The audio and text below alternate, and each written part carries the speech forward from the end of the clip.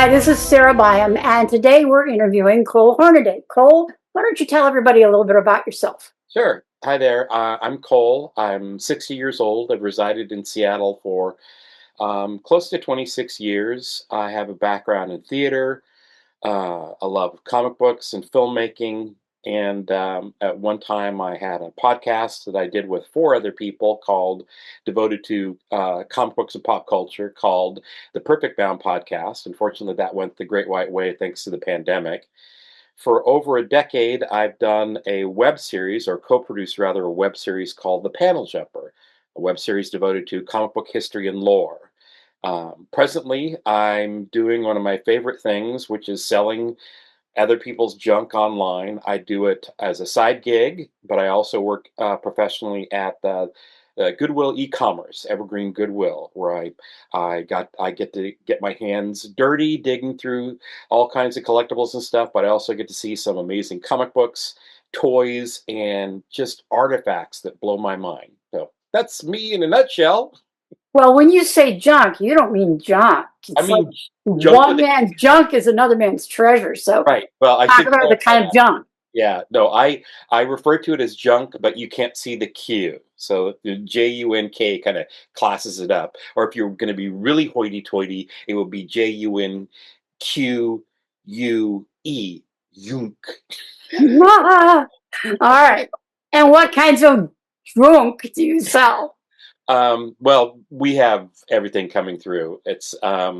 But our area is supposedly e-collectibles, fashion, and precious stones, precious metals, things like that. My favorite thing is to sort the old comic books, and we've been seeing a lot of Copper Age, Silver Age books. They're not by any means in mint condition, but some of them are just books I've only ever read about. And I So for people that don't already know, what's the difference between a Copper Age and a Silver Age comic? Silver Age was the 1950s, around the time when the Comics Code of Authority asserted itself and put forth protective measures that because they thought that if comic books were too filled with horrific images like horror comics or war images or crime images, that was going to make the good children of America turn commie. After that is the I get bronze and copper mixed up. Copper Age is when we start moving into the 1960s, and there gets to be a little bit more flexibility. You see more integration of people of color in storylines, like Jon Stewart arriving in Green Lantern. And then we get to the Bronze Age, which is 1970s, and ultimately it was all a lot of those eras were really heavily dictated by sort of the self-enforced code. They had very strict rules about what you could depict in comic books for a very long time, because in this country, sadly, comic books were seen as a medium of entertainment for children, which Right. we know was not, nor never was, and nor ever will be true. But it does there need Can to you be. can you talk to me a little bit about the literacy rates of children who read comics, though? Well, I tell you what, I am working with a lot of people of color from other countries, and many of them approach me and say, "I love Batman because I used to read. I learned how to speak English reading Batman comics." And uh, it's it's not. I mean, one can argue it's uh, uh, the complexity of the language and the text is not so dense that it's difficult for new readers or non-English speaking readers. But see, I also believe that there needs to be a visual element to all learning. And right there, you've got pictures that correspond to what the word bubbles are saying to you. I think I'm a very literary person. I read comic books since I was a little boy. Had to fight against the stigma of they're bad for you. My parents rolling their eyes when I would come home from the 7-Eleven with a comic book rolled up in my fist. But yeah, I think that um, uh, uh, comic books make you smart. Sorry. Well, yeah, I mean, I read like people like Michael Chabon who read comics when they were children and went into first grade with seventh grade reading levels Right. Yeah. because the comics had big words and you had to look them up if you're going to There's that understand what. too. Yeah. I mean, it's a toss-up whether I learned a lot of the basics of my flowery vocabulary from comic books or from Shakespeare. And sometimes, they kind of because they play to Shakespeare comics play to the lowest and highest common denominator. Everybody's welcome there. Right. Okay, so you know that I have a strong belief that all human beings are extraordinary, and that includes you. Thank you. And so I'd just like to hear a little bit about what you've done in your life. And then if you are willing to share, some of the things that you've struggled with, but some of the lessons you've learned from that. And then what are the things that you still want to work out or that you still need that would help you survive the best? Wow. Okay. Can we break that down a little bit? Give me Yes, let's start here. Tell me a little bit about your history. my history? Yeah, as of just from when you got started as a young person in college to now. Just Young short person in version. college? Yeah, yeah. Well, okay. Uh, I went studied at the University of Oregon. My father, I had done theater all through high school because it was my safe space. Frankly, theater acting was the only thing anyone ever told me I was any good at. So dad wanted me to go into broadcasting, and because he had friends who were very, very successful in broadcasting, and I didn't know it, but I wanted to be an artist. And I didn't make it through my freshman year in the broadcasting program without doing a play. And I did it on the sly. I didn't want my folks to know. But yeah, I did not make it through my freshman year, and I did. Eventually, I ended up with a double major in theater and went to graduate school in the '90s at the University of Wisconsin-Madison to have an MFA in acting. So And yeah, you also spend half the year playing Santa Claus. well, now I do. Yeah, I've aged into the best role of my life. For this forthcoming is my will be my third season as Santa. Santa Cole. Yeah, it's a total joy. Um, I have my physique has gravity has worked in my favor to make me a pretty convincing Santa Claus. Age has, leached all the all the color out of my beard. So yeah, it's marvelous. Cool. What's your favorite thing about being Santa Claus? Um, Honestly, I like watching the adults light up because yeah, I do a lot of photo shoots at the Fifth Avenue Theater during their holiday season show, and they're up on a staircase, the line to get to Santa and Mrs. Claus in front of the big tree, and they'll come down around the corner, and the kids will be like a little bit, when they come around the corner to face me, and I ho ho ho, and I greet them. Um, the kids are kind of dumbfounded. They don't really know what to do. The adults know who Santa is, and I see this spark in grown-ups' eyes quite frequently when I see the children in them, the child that's still in them light up when they come around the corner and see Santa Claus standing there. Cool. All right, hard question. Hmm. Tell me about the most difficult period of your life, the most challenging period of your life. It was graduate school. I auditioned to get into any number of programs and wound up in I told this gentleman at a party where I was so excited to go, and he said, "You move into Siberia, right?" Like, and I, as I said earlier, theater was my safe space, but graduate school destroyed that safe space for me. I was repeatedly assaulted by one of my classmates when I got there. Within the first When you semester. say assaulted, can you help me understand what that means to you? Yeah, he cornered me in a bar. He reached between my legs and squeezed my Oh uh, my, yeah, okay. yeah, and so Physically assaulted, yeah. he physically assaulted me, but it was all for fun because that's just boys being boys. And because I've been so terribly bullied throughout my childhood, and because my parents, my father in particular, basically said, "Walk it off. No one, you aren't hurt that bad." I never said anything because I had not said anything for years. But my aggressive behavior and my frustration grew I made jokes about being an angry little man because I was by that point, and I was agitated. I had no grace for my instructors. Um, I, I wanted to teach so badly, and I did teach, but um, I did not enjoy it. It would just turn into a job because I had internalized all of this rage, all this frustration. And then I came out of school, and this is in the 90s, and I came out of school with like 50 grand in debt that I had no clue how I was ever going to pay. I, like I said, I want to be a teacher, I want to be a director, and um, I had a folder, and that's not the right word, but this is in the days before the internet. So you're applying for jobs with physical medium. You've got your rec letters, you've got your transcripts, all this good stuff, and uh, voucher. I guess we'll just call it a voucher. And basically, there was an office, job referral office on campus that I would utilize, and I would look up on listings for job positions and have them send my voucher. Well, I never got an interview. I barely got responses. Competition was tough, but it's always tough. I went in to go do a review and see what I needed to do to spruce up my voucher, and realized that my advisor had never written me a rec letter. And that was 3 4 years in. I had a girlfriend at the time who was working on her PhD, and I was working 2 jobs or more to pay my loans and make ends meet, and I gave up.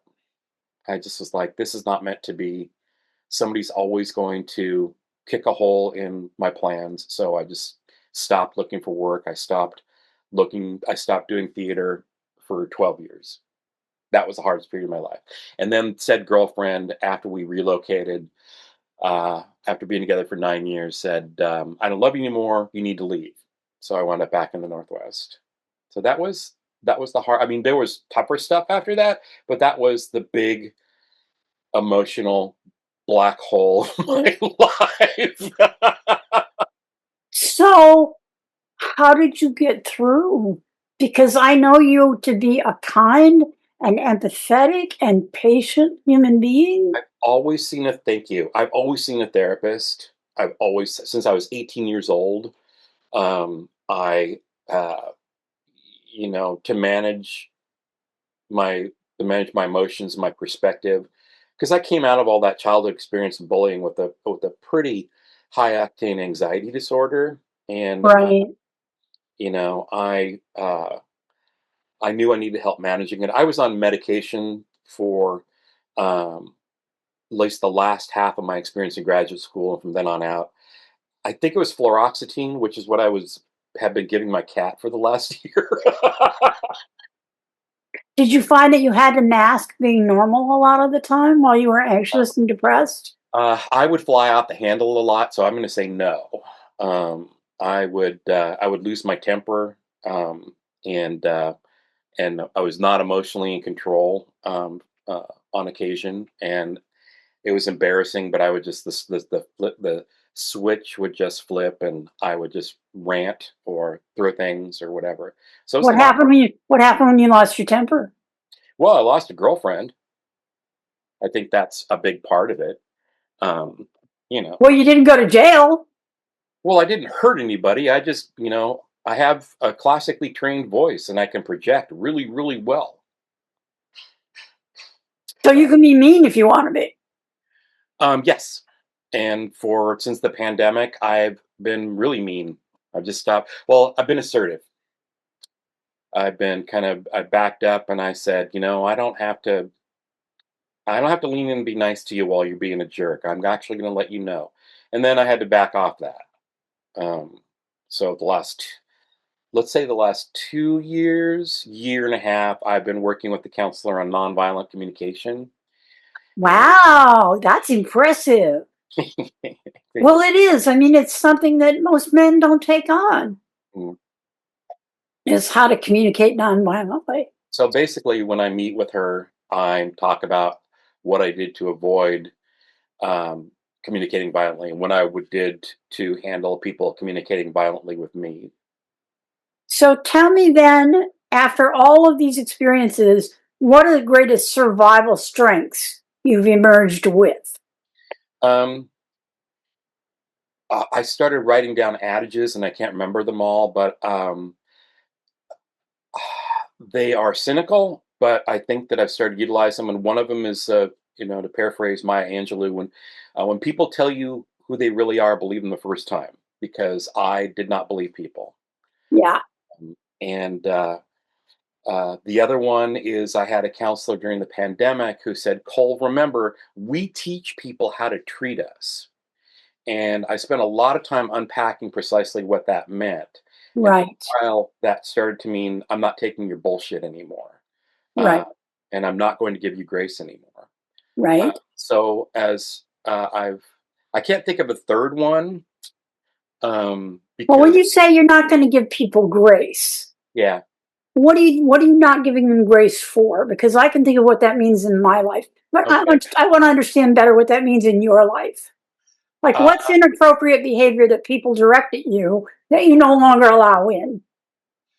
I've been, pretty heavily involved in Seattle French theater for well over a decade, and I have given people grace when they are ill organized, or they waste my time, or they don't listen to, or they turn or twist or misuse my efforts.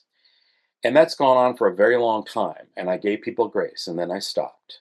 And I said to one person who had a production meeting without me, I said, I'm going to leave your project. I'm really disappointed that you essentially had this production meeting without me. I understand you have a lot of veterans, and you have a lot of rookies in your crew, but you should have known better. And I'm deeply insulted, and I'm going to leave.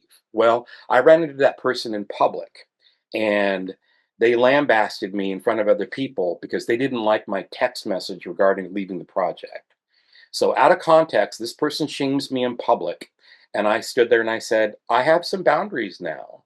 And, you know, I thought you were being a professional. And that person huffed at me, rolled their eyes, and walked out of the room. I sought a mediation. And that effort to get people from that theater community and elsewhere to engage in finding a positive resolution for it was ignored. And now I've noticed the other night that people don't talk to me anymore because there's been a lot of gossiping. So there's no grace for a lot of those people that were involved in that, because that's bad behavior that they refuse to own, and opportunities to turn a positive resolution out of something I think was really toxic. So that's what I mean when I say, you know, because I'm done with a lot of emotional labor that makes bad other people's bad behavior okay. That's what I mean. Well, one of the things I found with my life, and I want to ask you this question, is that the less energy I allow people who are hurting me or who are doing negative things, the less of my energy I allow people to have, the Mhm. more energy I have to put towards things I believe in, Yeah, as opposed to defending myself from things I don't believe in. yeah, And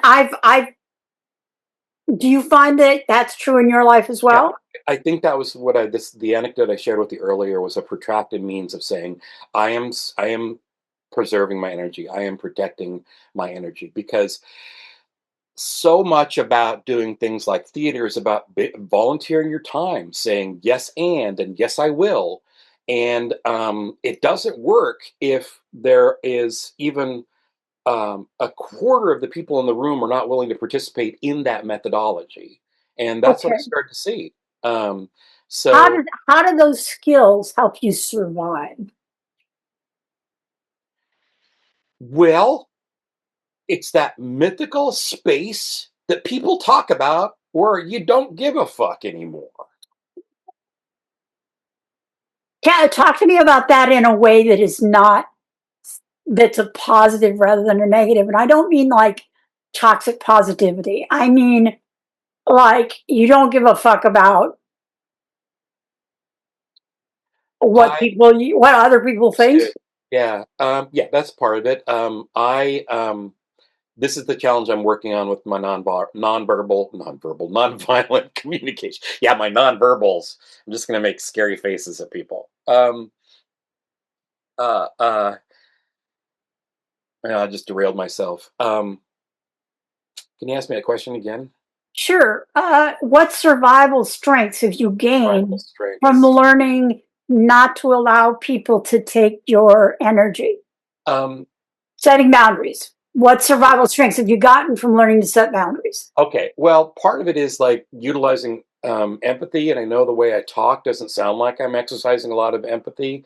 I'm just resisting bad behavior. But I do have to stop and go, okay, well, my understanding is they're coming from this perspective. I don't share that perspective. I don't support that perspective, but I get it. And I'm going to walk away. I'm not going to make you sorry. I'm not going to blow anything up. I'm just going to walk away and leave you to this. So I think that's positive because I'm not participating in anybody's drama or an escalation of conflict. I'm trying to de-escalate, and I'm also preserving my energy. And if they want to talk about it, that's great. But I also don't initiate. I've been an overly apologetic person. I've apologized for things I never did wrong. I apologized to make people happy so that we could get along again. And that's a tremendous drain because that's not my true self. But I did those things for the sake of peace. And that was what I was taught as a kid, that that's the way you do it. And I think that's wrong. Okay. All right. So you've learned boundaries and you're extremely creative and you're actually very good at creating community. I know that about you. Um, so I'd like you to take one more swing at one more strength because I know you've been learning boundaries and I know you've been learning to tell people who hurt you to go away. But what are one of the strengths that you have? What are one of the survival strengths that you have? What's the thing that saved your butt when there wasn't anything else to save your butt? I didn't engage.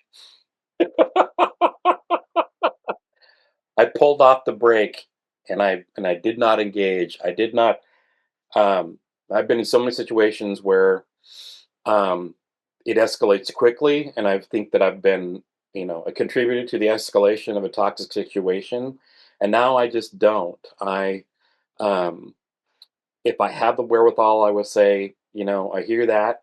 I get it. Um but and I try to mirror when ever possible. I try to uh, echo back what I'm hearing. I frequently use the phrase, "What I hear you saying is, this is what I'm getting." Those are the survival skills I had to learn as a kid, uh, because I was bullied so frequently, because I was such an easy target, because of what my father did for a living. Um, that I What did your father do for a living? My dad was a grade school principal in the grade school I attended, and then Oh goodness, yeah, that would make you a target. yeah, Yeah. when we relocated, he was my junior high or middle school principal. So there was a greater part of my life where I had to deflect, and we lived in rural areas. And what I learned is that there's nothing more threatening to a rural redneck alpha male than to tell them how to grow their kids up. And I heard that phrase a lot. Ain't nobody going to tell me how to grow my kids up. Well, Oh yeah. your kids are a problem because you're a problem, sir. Yeah. So Okay. All yeah, right. Yeah. Okay. So what are there three things? What are three things that you consider unmet needs that if you could change the world, change yourself, change other people, that would change in community or that would somehow reinforce structures to better support your life? um, I think uh, we need to level up the basic income. I do a job that I actually really enjoy, but I can't afford to work there. Yeah. It does. There's no equity. Because I work for a nonprofit, and yet it's public information that the CEOs and vice presidents make hundreds and hundreds thousands of dollars a year, and they make that money because they are rewarded for cutting corners on a place that sells junk to support people in educational systems, and it's just not equitable. Right. So there's that. Um, and um, I uh, uh, I think there needs to be more. Well, emotional management and mental health needs to be taught early. I think that goes part and parcel with learning empathy skills, because empathy is not something you're born with. They've done studies. It has to be taught. And, Right. and as we all know, the older we get, the harder it is to learn things. Take it from a guy who went back to school when his 40s. It was terrifying because I just couldn't hold things in my brain. Um, What'd you go back to school for in your 40s? Graphic design. Ah, okay. Keep going. So it's a um, institutionalized empathy training. I also think that there need to be more people who are tasked with mediation. Who We live in a place now that is so violent and so divisive, and there are so many conflicts that I do believe could be resolved and put paid to if people could sit down with a, I'm going to be facetious and say, with a grown up in the room, and and moderate that situation. Um, as I said earlier in this conversation, I had a conflict with someone, and I asked three different individuals to help me with mediating, and everybody procrastinated, blew me off, and and there's a third word I'm not going to use because it's really nasty. Um, Well, I know people who do that work. If you know somebody, if you need somebody who does that work, I know. well, I honestly got to the point where I was like, I'm doing all the emotional labor here, and I don't want to, because Good, good, good, good for you. Good for that you. was kind of the point. Was like, I want to. I'm not a professional, and I also I'm already exhausted by the situation, but I'm trying to find a resolution. And everybody else that I encountered, to me, were clearly afraid of trying. Right, right, right. So, I did learn, there was a moment in my life when I had a lawyer who's one of my clients. I done a lot of ghostwriting. And she's like, I can't get any mediation clients. And it was like her website had to be rewritten so that it was advertising her as a mediator rather than a litigator. Because we don't really, in this culture, we don't even really know what the role of a mediator is. So just for the sake of the audience, why don't you explain the difference between litigation and mediation? mhm, that's Go great. ahead. No, Yeah. go ahead. From your point of view, what's the difference? Oh. Well, I feel I'll just throw this perspective in. I do feel that when I brought up the word mediation, people thought they were going to be put on the spot and told they were wrong. Ah, okay. That it was not going to be an equitable discussion about problem solving.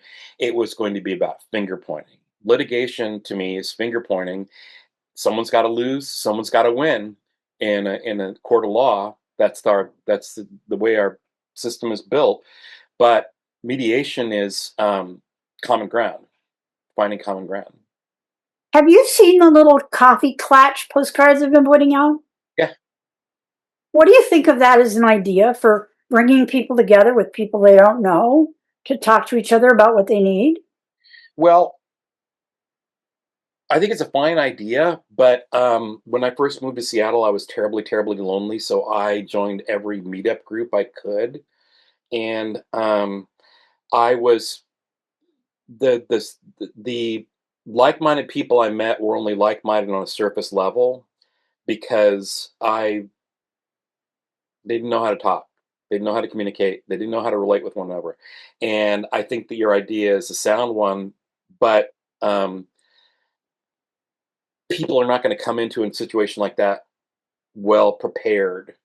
They're going to bring their own stuff.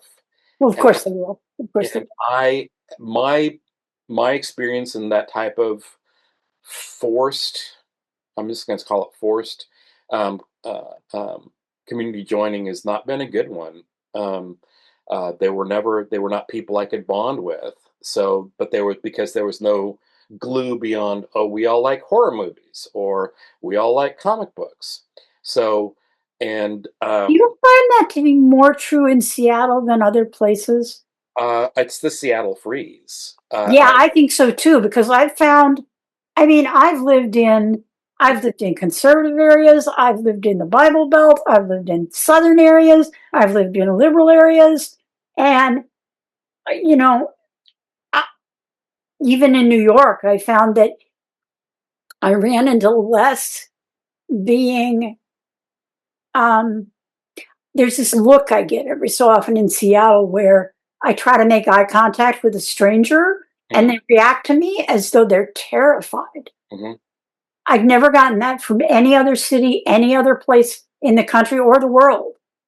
There've been a lot of studies on why the culture here is that way. Some people blame the military-industrial complex, the insular nature of the tech industry, and that so many people are very competitive and are prone to be competitive and prone to emotional distrust of other people.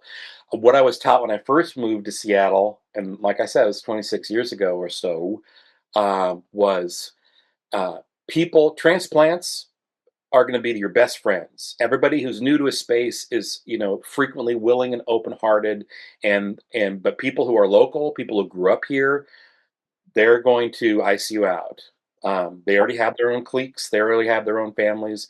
They don't need new people. They don't want new people. And that I found that to be true. And dating was a freaking nightmare. Well, I found that since I moved to Burien, which is like literally over the line, it's a totally different community. And I think one of the things that makes Seattle that way is that when you have an employer, and a lot of employers, but Jeff Bezos is sort of the iconic example of, I Yeah. want my employees to come to work afraid every day. Hmm. When that's your employer's mentality, Yeah.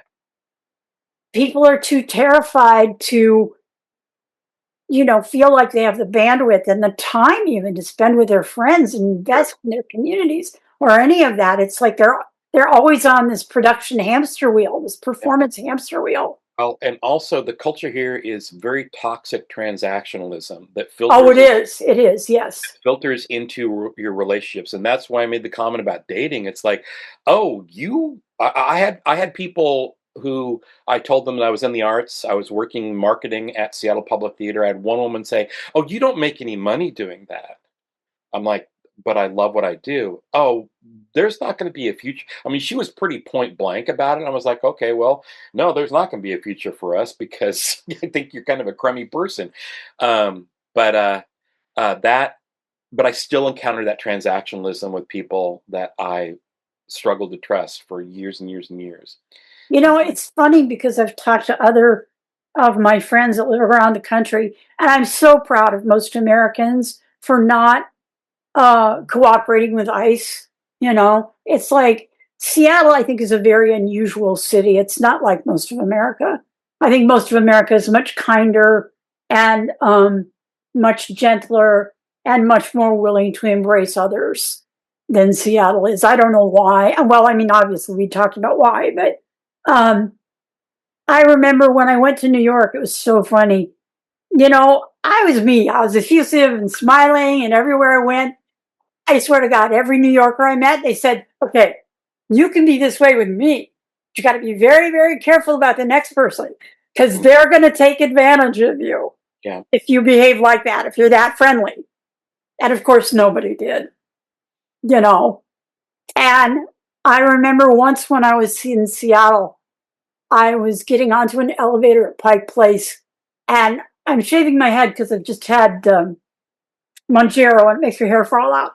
And this woman looked at me and my shaved head like she was terrified of me. Mm, Like like maybe I had something that was contagious or yeah. I've never had anybody respond to me that way before. It's like very strange. And it's also very Seattle. It's very Yeah. Seattle. Yeah. Um, I've even found, and people have said, well, it's kind of Nordic. I don't think it's Nordic because I worked at the Nordic Heritage Museum and they were warmer and more inviting than I think like the tech people. the tech and the military trained people that have been here for a long time. Yeah.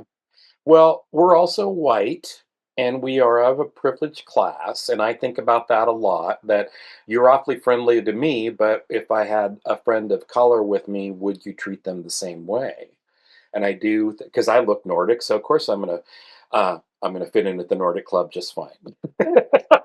Well, I grew up in Detroit, so it's like I spent a lot of time in people in communities where people speak English as a second language, Yeah. and it's like I get like free food. I go into like the Ethiopian community and I help people with their immigration papers, and food shows up on my doorstep in the middle of the night. And it's like you can make community here. However, I would suggest that if you live here, you go make your community among minorities. Yeah, I work with white people are a minority at my job, and Yeah.